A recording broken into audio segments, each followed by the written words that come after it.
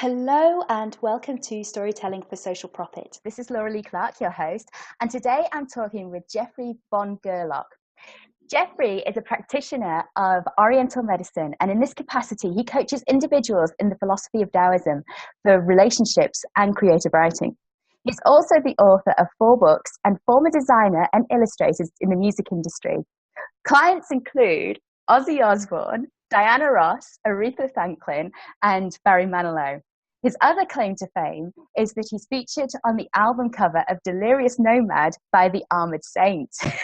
Geffrey, welcome to the call. Hello, how are you? Very well. All the better for seeing you. How are you doing? Very good, thank you.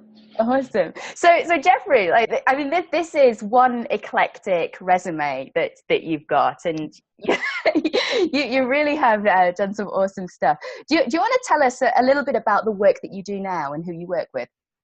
Yes, I'm a practitioner of Oriental medicine. I do acupuncture and I coach people because I coach them in Taoism and the philosophy of Oriental medicine, because one soon discovers that anything that's going on in the body is due to an imbalance. And it's not just physical, it's an imbalance in thought forms, in the emotional nature of the body. And by discovering what's at the root of an illness, you can change the effect. For instance, if you feel that you discover somebody has cancer, or they've been diagnosed as that, or they're on their way to a heart attack, you need to look at what underlying causes in terms of their life, their emotions, their relationships need to be shifted. So it's really about changing your thinking in order to change how it outpictures physically in your body. So that has to do with, as well, holding people back from doing creative projects, from feeling inadequate, from not being aggressive enough, or not being meditative and quiet enough. And Oriental medicine and Taoism in general is about the wonderful relationship of this kind of continuum of yin and yang activity and passivity. I don't know whether you know anything about Taoism. Should I mention a little bit about that? Or? Talk about it a little bit, yeah. I mean, my experience of it comes from Winnie the Pooh, you know, the Tao of... Oh, yes. Taoism is an Oriental philosophy that is basically dated from the 700 BC, which is, and a book called the Book of Changes, which is basically the I Ching. And it's the first time that the idea of yin and yang is approached. And yin and yang is the principle in the philosophy that describes what they call the possibility fundamentally of every change possible in the universe. So it means that, and it's described as pairs of opposites, light and dark, summer and winter, hot and cold, day and night, male and female, active and passive. And what's interesting about it, and this is why it's important and why it would be important to writers to understand this, is several of the features of yin and yang is that they are totally independent and interdependent. You've seen the symbol, which is the 2 little seeds kind of nestled into each other. But what's important about the way that's drawn is within the black half of the shape, the symbol itself is called the Taiji, meaning the supreme ultimate. So it means the supreme ultimate union. So as we talk about union later, you'll know what I mean by that. But the symbol itself is it's totally it's complete in that it contains both halves of the polarity. But as I said, within each of those halves is a little dot of the opposite color. So that means that in full-on active yang, there's the seed of yin, and the opposite is true for yin. Within that is so as the day progresses, and you're going from the nighttime, which is yin, as the dawn approaches, you have the seed of yang, which will be the active, sunlit, busy day. So it is interchangeable in that way. Time and space are also accounted for by the fact that it moves in and out. Yin and yang moves in and out of itself on a constant cycle.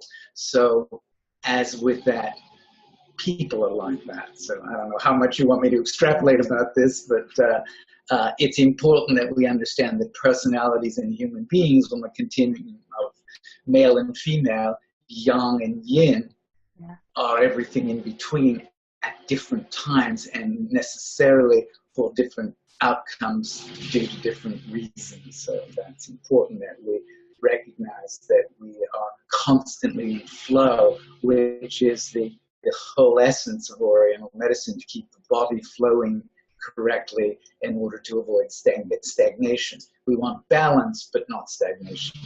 Right. Okay. And I'm hearing a lot of the buzzwords that I read in the I Ching as well coming through there. And what I love about what you just explained, Geffrey, was this idea of like that each one has the element of the other. And so when we're creating, for instance, complex characters, we want to have these kind of seeming contradictory character traits almost on the surface, but that's kind of diversity within a single person or a single part of that person is still giving you kind of like these layers of depth. So there's always room for this constant change. Right. And what's interesting about that change is, in order for, like, if you look at a love story, there's been kind of an indictment recently that nobody writes love stories anymore. You're not getting a Gone with the Wind or, right. But the reality is, in order for something to be a true love story, it has the yin and yang of the male and female have to create union. And union is based on the fact that that little dot at the center of each of the elements of the Tai is important, because it means that in order for union to happen, the opposite has to be drawn out of the other person. So, for instance, in film, let me pick one, like, say, Notorious with Cary Grant and Ingrid Bergman. She is sent off to become the lover of a Nazi because she's been asked by the US to infiltrate and become this, this person. She's in love with Cary Grant. He's a government agent. He will not tell her that he doesn't want her to do this, to actually be lovers with this man, because he won't. He's so young that he will not allow himself. His job is to be this young person. She's a very yin woman and very attractive and very, alluring, but she takes on young qualities in order to go into this dangerous situation. So she becomes complete. She is a very young woman that then rises and brings out her young qualities in order to function.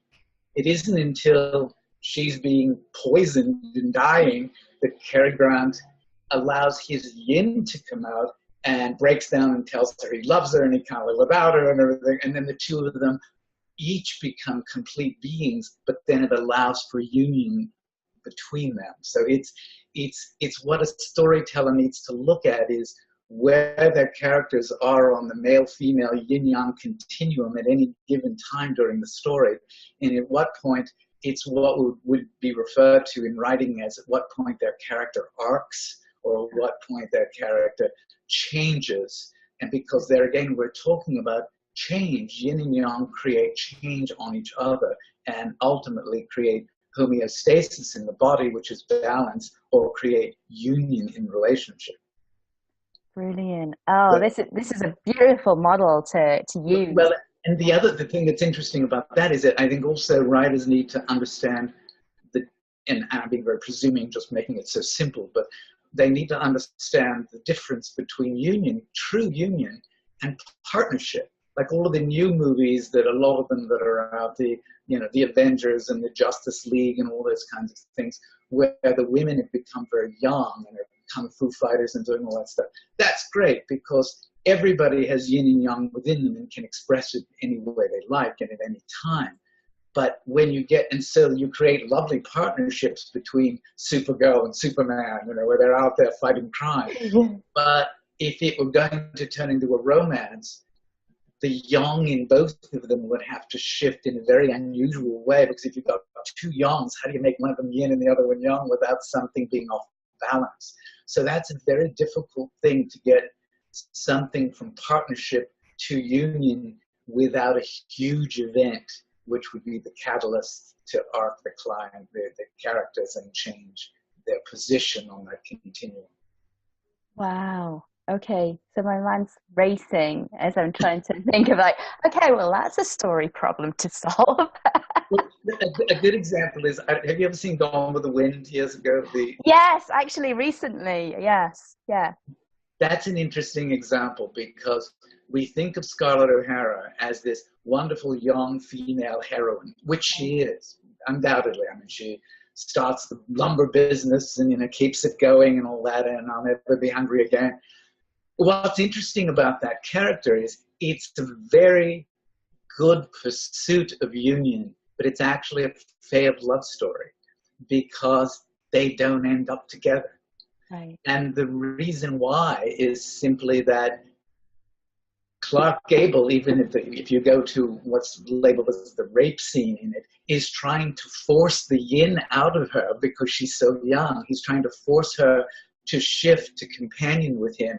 And she sort of smiles about it, but ultimately does not capitulate. She will not surrender. And surrender is often part of union, whether the man does it, the woman does it, whoever does it. It's a moment where you surrender to the allowance of union. But to get back to Gone with the Wind is she will not surrender her young to allow him to be in that position at any time. She's constantly fighting.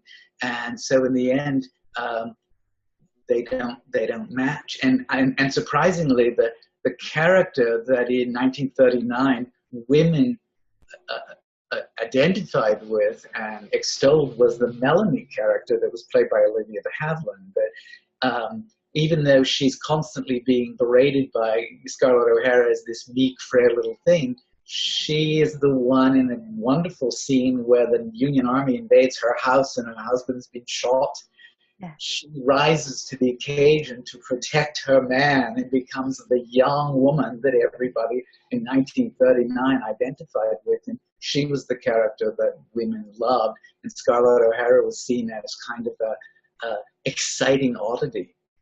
Ah, right. Oh, that's interesting. It's very different in space of where we're looking, from what perspective we're watching it. So. Right, right. And I mean, that kind of brings us on to the point about like how we perceive these gender roles today and how that ties into the whole kind of world building aspect and how we might go forward with that. So do you have some thoughts on that, Geffrey? The gender roles today are very interesting because I think what's happening automatically to some degree is we're more aware of the yin-yang within each of us, and we can sort of choose. The roles aren't so stuck, and you're not, forced to be passive because you're female and active because you're male. You can play the continuum. What I think is interesting is sexually, there's some issues where we need to allow ourselves to be maybe a little more playful with the role gender continuum, those allowances and shifts. I think there's an issue right now. We're going through a period where women will choose to be yang over yin. I mean, if I were going to name this whole conversation from my point of view, it would be called "Nobody Wants to Be the Girl Anymore." Right. And that would be, I think, it's going to be the title of my book as well. But the reality is, and I've done a little canvassing with this and a test, and most of the women that I've asked, particularly women of the women's movement generation in their 60s, 70s, they've said, "You're damn right. Nobody wants to be that woman anymore," because they immediately assume you're talking about oppression and somebody not having rights and being powerless and disempowered. Right. When you talk to young men about it, they kind of go, "Yeah, that's too bad. Nobody wants to be the girl anymore," because they're looking for the alluring fantasy, the kind of glamour, the enticement, the danger that women are capable of. And there's something really wonderful about. So my whole thrust of what I'm talking about is simply that our culture at the moment is not very yin friendly. You look at something like the Nike slogan that says, just do it. Well, that's a very young attitude. What you need is to balance it with the yin, which is to say, let's think about it and then do it. You know, so that would be the balancing of those aspects. We're only rewarded in our culture for being young. Very few yin qualities, which are related or perceived to be related with women, are not rewarded or responded to. The idea of being passive, the idea of being quiet, the idea of being meditative, the idea of being nurturing are seen as secondary. And I don't care what anybody says. If you're at a big cocktail party and you say you're a stay-at-home housewife, everybody's going to just smile and walk away. That's the experience of a lot of my clients. A good example of a movie I love in terms of writing that talks about culture this way is My Big Fat Greek Wedding, the first one. Because it isn't about, they're not dealing or toying with the idea of conflict, yin-yang, between the two male and female characters, but the families are the yin-yang. She comes from the young, loud, noisy, active, nobody ever quiets down Greek family, and he comes from the intellectual, meditative, quiet, almost passive, what would you call it, Caucasian, white over-intellectualized family. So the story isn't about their conflict, it's about creating union between the families. What's great about it in terms of the yin aspect of showing the power in yin, which I think is what we're meant to re-examine and rediscover, the power in yin, and stop making everything yang. Women need to take back some of their original power, which is very important, instead of always trying to interpret into yang and action and activity, to look at some of the other qualities. The woman's, Tula, the main character in the movie, when she goes to her mother and says, Dad will never let me marry this guy. It's impossible. He's the head of the household. And the mother said, he's the head of the household. I'm the neck. I can make the head do anything I want. Oh, brilliant. So that's a very lovely yin way of taking control. Right.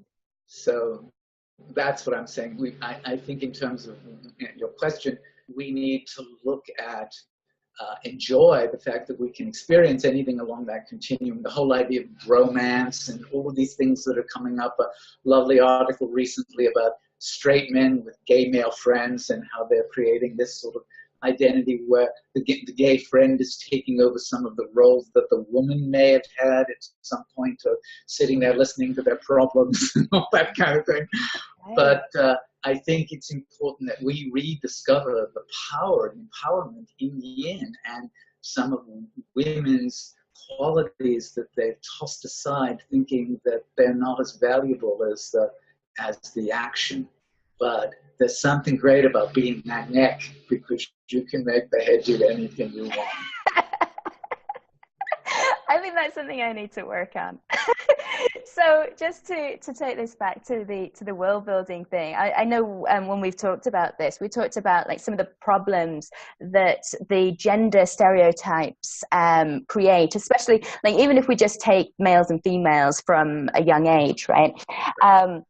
And we talked a little bit about how, because of these strong and almost like in this not discriminating in terms of that there's a difference between like someone being male and having yang qualities or having yin qualities. And we started to talk about how you know, when young boys are told not to cry and not to show their feelings, and that leads to them being very isolated. I mean, what's your experience dealing with your clients with this, Geffrey?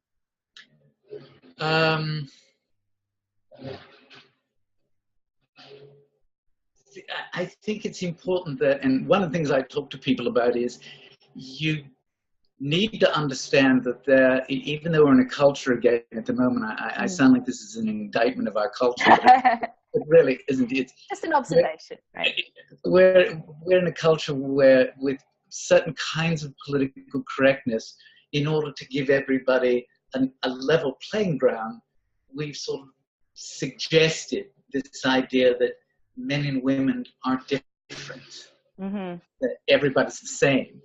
And I'm here to tell you they're not. I mean, even in terms of talking to a patient about an illness, I not only would talk to men and women differently depending on where I see them in the continuum, and that doesn't mean, I would treat the men with a sort of, a very forthright comment and the woman not. The woman might be the young person, but I would even employ astrology to say, well, you're going to tell a Pisces that they're very ill differently than you would an Aries, Right. So my point is to sort of celebrate the uniqueness and the difference in the sexes. And so there would be things that one would need to be trained to in order, but I would think this would be everyone. You need to sort of train everyone in sort of baking and dancing and whatever to see whether they like it and if they take to it. But it's important to suggest that dancing is young because it's movement. Music is yin because it has a sort of a fluidity to it, but it comes from an internal emotion. So it's wonderful to train people in doing everything, but it needs to be designated. This is a quality you might like, but it's yin, and that's associated with the female. So that's great. That you don't always have to pick the things that are active and aggressive, and because you're going to get rewarded by our culture. You want to recognize that there are things that are innately, inherently yin or yang, male or female, and celebrate them. Right. Right. I don't know whether that answers your question or not. It does. And like the thing that I think that we kind of went on to say was like one of the problems with boys at a young age thinking that they had to be very young and that they weren't able to express their feelings and, do these kind of yin things that they wanted to do. They kind of become shut down and they don't talk to their friends and they don't have that kind of like emotional support system, which girls are kind of encouraged to do. And I mean, we have huge suicide rates in teenage boys because they become so isolated and frustrated and not able to relate. And a great sort of way of describing that in sort of Taoism is if the boy's emotions are so shut down and the yin becomes so contained where he cannot display his feelings, then automatically, because of that interchangeable aspect of yin and yang, he will automatically strike out, lash out, become physical, do a very desperate action of some type, whether it's violence or suicide. Right, yes. So do you think that in some ways, if we started to educate kids from a young age in something like Oriental medicine or even just this concept of yin and yang, yes, that we might alleviate even some of the kind of the gang warfare and the kind of violence that we see youth engaging in? Yes, truly. And it also parallels with, recent studies on sexuality and gender preference and all those kinds of things. There's a continuum where even in a physical body, you could have a very stout, stalwart, looking guy, but he could have very high estrogen levels and be very internally, very emotionally in. And that's not a bad thing. But so what it does is, I said initially, the whole concept of yin and yang in Taoism is to explain every change in every phenomenon in the universe in some way. So if you really sit down and think about anything, you can break it down into yin and yang terms, which is very fun and exciting. And so what it leads to is then also knowing that nothing is forever. I mean, you can even talk, I think you're interested in physics or have a background, even to recognize that time is yang and space is yin is a very interesting way of looking how things manifest in the universe.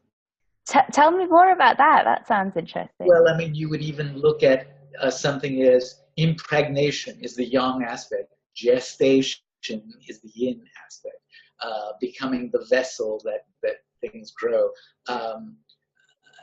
The the idea of looking at how long it takes for something to happen before your young success turns into a not so much, or your loneliness that seems to be haunting you your entire life. At some point, it will automatically have to attract young qualities that will bring in new things. So just, it's in terms of one's psyche, even the idea that it's very encouraging to think that nothing lasts forever. You're in hell, but it's going to be over soon.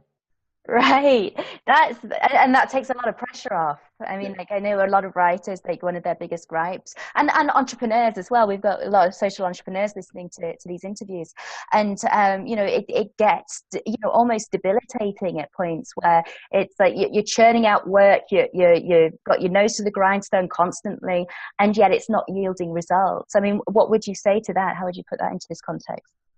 Well, that's exactly true. I mean, it doesn't yield results because ultimately it doesn't really, you know, the entrepreneur robber baron from the 19th century that built all the tall brick buildings in New York, well, they're all torn down now. So, I mean, it's like ultimately, you know, if one, it is, Taoism is a philosophy. And so in those philosophical terms, it explains that pride and humility and all the things that are invested in religion are all part of it. It's like it takes the pressure off, as you say, because you don't have to control everything. You realize on some level you can't control everything. It has to change into something else. You're in love with this person and you love them more than anything in the world, but you can't control their actions. If you do, it's going to shift into you become too young and holding them, entrapping them. You're going to lose the yin. The emotion will disappear and everything. It'll create, and then when that disappears, it will create a yang action, which will be. You know. So if you start to think of everything leading to the next thing, the next thing, the next thing, you can relax because everything that you're even wildly invested in needs to be put in perspective, and that perspective is kind of a universalism where, you know, one thing which is the worldview is that we're all in this together, which is another nice way of looking at it. And you can look at somebody and say, they're shouting at me, they're having a young moment. If I do nothing, that will change. I don't know whether you're old enough to remember a television show in America called The Honeymooners with Jackie Gleason. He was they were an impoverished couple, and he was a funny guy that was wild and crazy, always shouting, always waving his arms around and yelling. And his wife, Alice, would just stand there with her hands akimbo on her hips and wait. And then you would watch him crumble. And so you would see his young crumble, her young rise, her passivity, doing nothing. It's like the rabbit sitting waiting. Ultimately takes control. And so, you know, he's reduced to apology and she's, you know, exonerated and everything. So the idea that we can gauge anybody's activity, we can gauge their behavior and not be quite so judgmental in a way. You see they're emotionally going through a yin-yang. They're going through periods in their lives. Again, it's the time and space. Adolescence is a very, you know, yin-yang, out of balance time, lots of emotions, lots of undirected activity in yang. That person is struggling. That's what that period of time in life is for, to try to find balance and homeostasis within that, you know, within that time and move forward into adulthood, which is a lot more freedom along that continuum. Ah, I see. So like almost building the emotional muscles to be able to move along that continuum without being kind of, yeah. And you're testing out when you display young activity, how does it work? And, you know, what result does it get? So, you know, as an adult, you're less likely to break furniture or something than you would be when you were a teenager, because you realize you're just going to be doing without a table for a while. Right. So what I'm hearing from a lot of what you're saying, Geffrey, is like for someone who's, say, writing a screenplay, like for them to have like to build in contrast, which is something that we're encouraged to do. The contrast might be like look for the yin and yang in everything. So Everything. in your characters, in your story arc, in the way that the character web kind of interacts and so on, and then almost kind of map those out and look for change, or Right. look to create change. A very simplistic way of talking about that would be World War II, a very young time with a very frightened yin people who have to become very young in order to survive.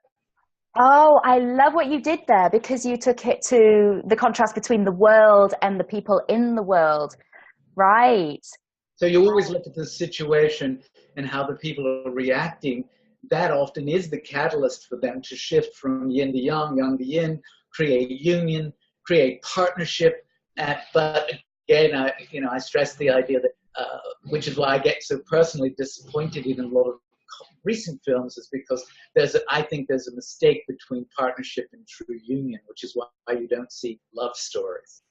Oh, say a little bit about that, because I'm sure that will be useful to our writers. Well, the idea, if the characters are too similar, Oh, too right. young, the superheroes and all that, as I said, Yeah. they're not going to, they can create, I mean, a screwball comedy, for instance, is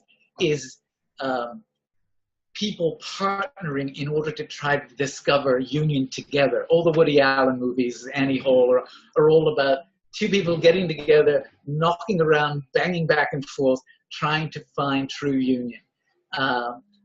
And that's a fun process to watch. But why that isn't a love story and it's a screwball comedy or a comedy is because it doesn't end with passion. And passion is the result of union. Okay, and that's passion is one of the most elusive and desired things on the planet. right. Okay, so how do we go about creating more of that?